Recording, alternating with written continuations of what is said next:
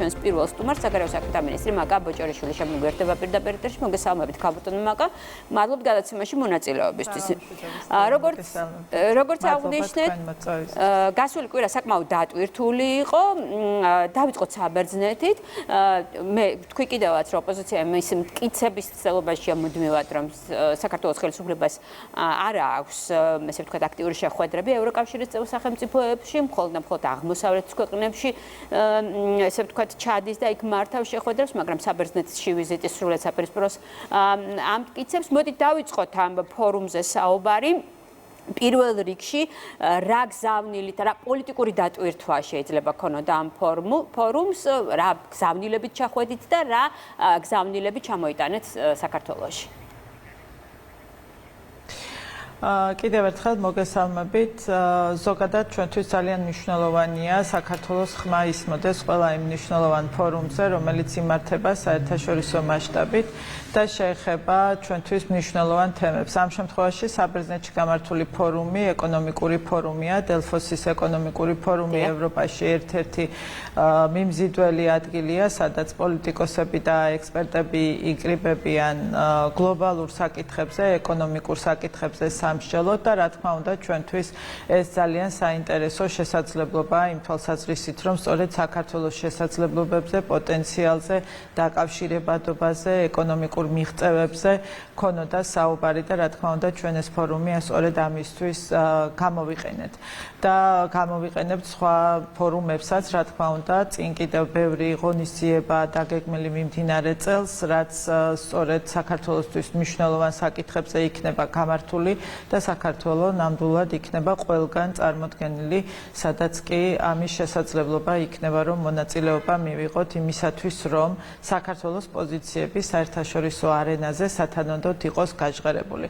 რაც შეეხება ამ კონკრეტულ შემთხვევაში ჩვენთვის საინტერესო თემებს, ეს იყო საკმაოდ ხანგრძლივი და საინტერესო დისკუსიები სხვადასხვა თემებზე. მე შესაძლებლობა მქონდა კონკრეტულად საქართველოზე ფოკუსით გვესაუბრა დიალოგის ფორმატში. საქართველოზე იყო მიძღვნილი ერთი სესია საქართველოს საკითხებზე და გარდა ამისა იყო გარკვეული თემები, რომელიც ჩვენთვის საინტერესოა და მნიშვნელოვანია და მე ვფიქრობ, რომ საქართველოს ხმა აუცილებლად უნდა ისმოდეს იქ, სადაც საუბარი არის შავ ზღვაზე, როდესაც განიხილავენ შავი ზღვის როლს და შავი ზღვის უსაფრთხოებას. რა თქმა უნდა, აქ მნიშვნელოვანია საქართველოს პოზიციების გაჟღერება და ჩვენი ხედვების გაზიარება ჩვენი პარტნიორებისადმი და ესეც ამის შესაძლებლობაც მომეცა სხვადასხვა მონაწილეებთან ერთად ამ თემაზე მემსჯელა სწორედ დელფოსის ეკონომიკური ფორუმის ფარგლებში. აი თქვენ დაკავშირებადობა ახსენეთ ქალბატონო მაკა,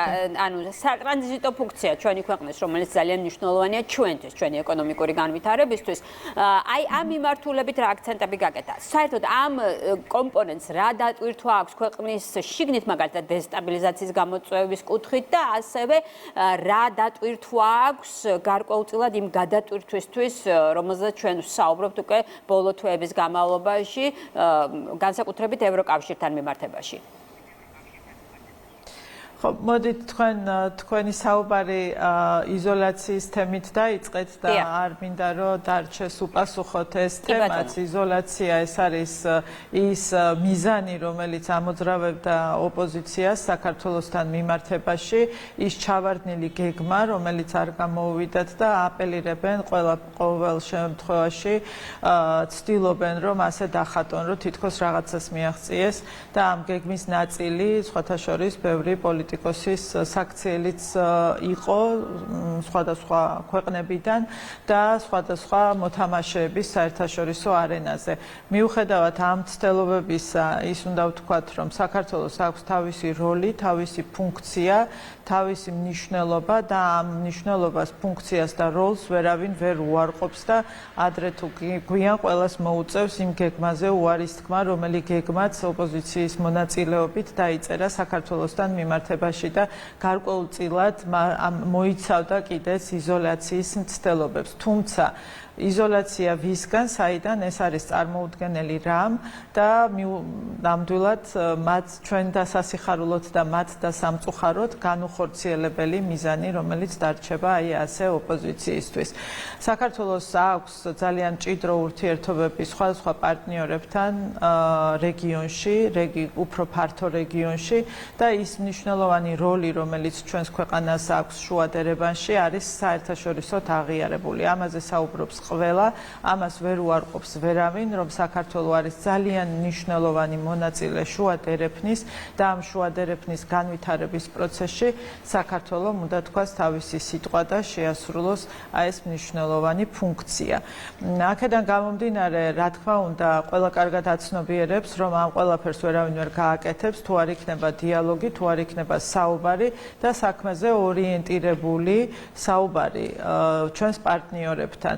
და რა თქმა უნდა, ერთგვარად ღიმილის მომგვრელია, როდესაც თქვათ ევროკავშირი საუბრობს ცენტრალურ აზიაში დაკავშირებადობაზე და იქ თქვათ არ არის საქართველოს ხსენება, ხო, ესეც რაღაცნაირად მიანიშნებს იმაზე, რომ სერიოზულად ამ თემაზე, რამდენად სერიოზულად მიმდინარეობს ფიქრი ამ თემაზე, თქვათ ევროკავშირის მხრიდან, ან ამ გეგმის განხორციელება რამდენად სერიოზულია ბრიუსელის დღევანდელი ადმინისტრაციის პირობებში. აი ეს თემა რო განვარჩოთ, ქაბატონ მაკა, კი, ეს საკითხი, როდესაც ევროკომისიის პრეზიდენტი საუბრობს ამ მასშტაბურ გეგმაზე, მაგრამ არ ახსენებს საქართველოს. სხვათა შორის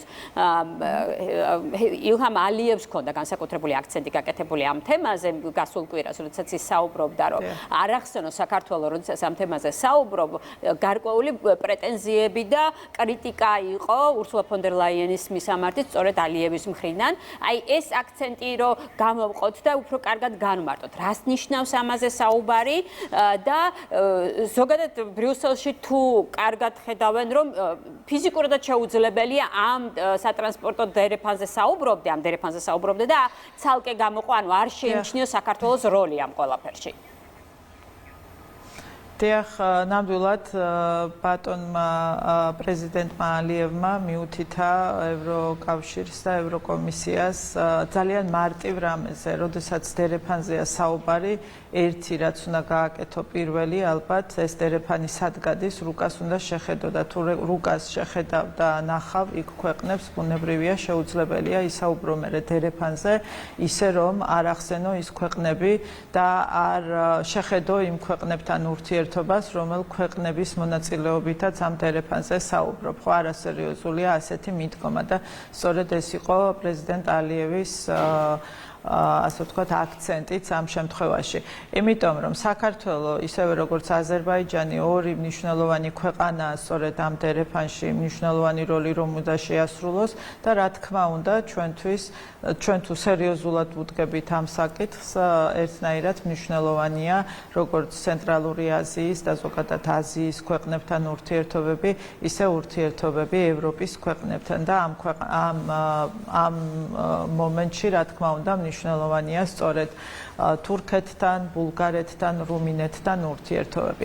თავად დაკავშირებადობა ევროკავშირისთვის ძალიან მნიშვნელოვანი და საჭირო თემაა და რა თქმა უნდა, მნიშვნელოვანი არის ისიც, რომ სერიოზულად მიუდგეს ბრიუსელი ამ საკითხს და მსგავსი манипуляციური მიდგომები არ გამოიყენოს იმისათვის, რომ სწორად განვახორციელოთ ჩვენი პროექტები, რამაც ხელი უნდა შეუწყოს აზიის და ევროპის დაკავშირებადობას, რაც ძალიან ჭირდება დღეს ევროპას სხვადასხვა მიმართულებით და საქართველო აქ არის მზად იმისათვის, რომ თავისი როლი შეასრულოს ის, რაც ამ 10 წლეულის განმავლობაში გაკეთდა თუნდაც საქართველოს ევროკავშირთან დაახლოების კუთხით, იყოს სათანადოდ გამოყენებული ჩვენი რეგიონის საკეთილდღეოდ და რა თქმა უნდა, ამას ჭირდება მუშაობა და სერიოზული მიდგომა და არა ესეთი განცხადებები, როგორიც გვესმის ხოლმე ბრიუსელში ლიდერებისგან.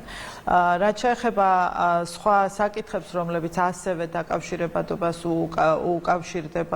უკავშირდება, ჩვენ არაერთი შეხვედრა გვქონდა სწორედ ამ ვიზიტების ფარგლებში გასულ კვირას და ძალიან დიდი აქცენტი კეთდება სწორედ იმ პროექტებზე, რომელიც საქართველოს მონაწილეობით უნდა განხორციელდეს და რომელმაც რეალურად უნდა მოუტანოს შედეგი ჩვენს რეგიონს, როგორც სამხრეთ კავკასიას, ასევე უფრო ფართო რეგიონს და ეს არის ძალიან მნიშვნელოვანი და აქ ყველა აღიარებს იმას, რომ საქართველოს გარეშე ამ ფუნქციის შესრულება შეუძლებელია და ამ მიზნის მიღწევა შეუძლებელია. კი ბატონო, თუ ყველა აღიარებს და შესაბამისად ფიზიკურად და რუკას თუ დავხედავთ სხვანაირად შეუძლებელია ამ გეგმების განხორციელება, რჩება მარტო ერთი საკითხი, ანუ ამ პოლიტიკას, რომელსაც ირჩევს ამ შემთხვევაში ბრიუსელი, როდესაც არ ახსენებს შეგნებულად საქართველოს, მხოლოდ და მხოლოდ პოლიტიკური დატვირთვა აქვს.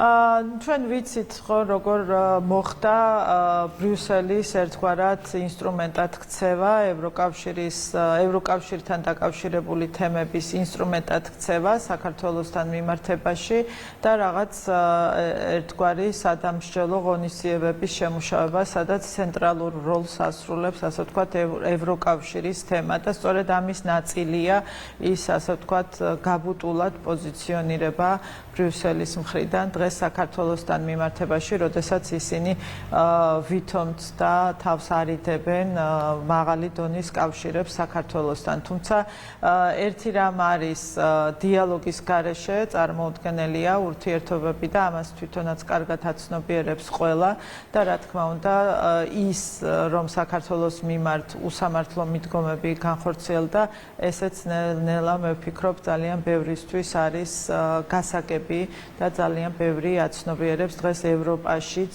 სწორედ იმას, რომ საქართველოს მიმართ არასამართლიან მიდგომებს აქვს ადგილი. კი ბატონო, მოდით ახლა დიპლომატიის როლზეც ვისაუბროთ, რომელიც ერთ-ერთი მთავარი თემა იყო ანტალიის ფორუმზე, სადაც თქვენ პრემიერ-მინისტრთან ერთად იმყოფებოდით. აი რა დასკვნა შეგვიძლია გავაკეთოთ ზოგადად დიპლომატიაზე დღევანდელ თანამედროვე სამყაროში, რა როლი და ალტერნატივა აქვს დიპლომატიას პროქსიომის სამყაროში? დიპლომატია ყოველთვის არის საჭირო იმისათვის, რომ ნებისმიერ ვითარებაში მშვიდობიანად მოხდეს ურთიერთობები, თუნდაც პრობლემური საკითხების გადაჭრა ქვეყნებს შორის და ეს საუკუნეების მანძილზე, ასე ვთქვათ, ამ პროფესიას თუ ამ საქმიანობას არ აქვს ალტერნატივა, როდესაც საუბარი არის ქვეყნებს შორის ურთიერთობებზე. დღეს სამწუხაროდ ჩვენ ვცხოვრობთ საკმაოდ დაძაბულ სამყაროში, სადაც უფრო მეტად ძალისხმიერი მეთოდებით ხდება, ასე ვთქვათ, მცდელობები ამა თუ იმ პრობლემის თუ საკითხის გადაჭრის და ამის მოწმეები ვართ ჩვენ დიდწილად, განსაკუთრებით ჩვენს რეგიონს თუ შევხედავთ.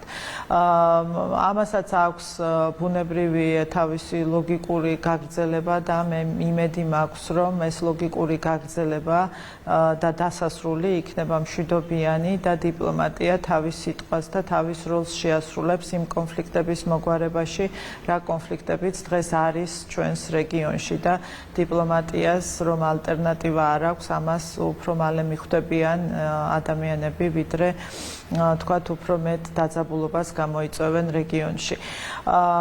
დღეს სამწუხაროდ ასია დიდი ადგილი დიპლომატიას არ ეთმობა, უფრო მეტი ადგილი უჭირავს, ასე ვთქვათ, ძალისმიერი მეთოდების გამოყენებას, მაგრამ რა თქმა უნდა, ალტერნატივა არ არის იმისა, რომ უნდა მოლაპარაკებებს და საერთოდ დიალოგს და საუბარს არ აქვს ალტერნატივა ნებისმიერ ვითარებაში, ეს უნდა იყოს მთავარი ინსტრუმენტი ქვეყნებს შორის ურთიერთობებში. კი ბატონო, აი ბოლოსკენ ერთი კითხვაც მინდა დაგისვათ, რადგან დღეს რუსეთის საგარეო საქმეთა მინისტრის მოადგილის განცხადება გავრცელდა დიპლომატიურ ურთიერთობასთან დაკავშირებით, საქართველოსთან დაკავშირებით, პარლამენტის თავმჯდომარემ უკვე გასცა მას პასუხი, მკაფიოდ, რომ ერთადერთი ბარიერი არსებობს ამასთან დაკავშირებით, ეს არის საქართველოს ტერიტორიული მთლიანობის აღდგენა და მხოლოდ შემდეგ შეიძლება საუბარი ყველაფერს. მაგრამ მე მინდა დაგისვათ ასე კითხვა, რატო ჩდება ეს საკითხი, რატო ცდილობს რუსეთი ამ საკითხის, ასე ვთქვათ, დაყენებას აი ამ მოცემულობაში და დღეს? ხო ჩვენ პერიოდულად გვესმის ხოლმე ის განცხადებები, რაც კეთდება რუსეთის ხელისუფლების წარმომადგენლების მხრიდან საქართველოსთან მიმართებაში.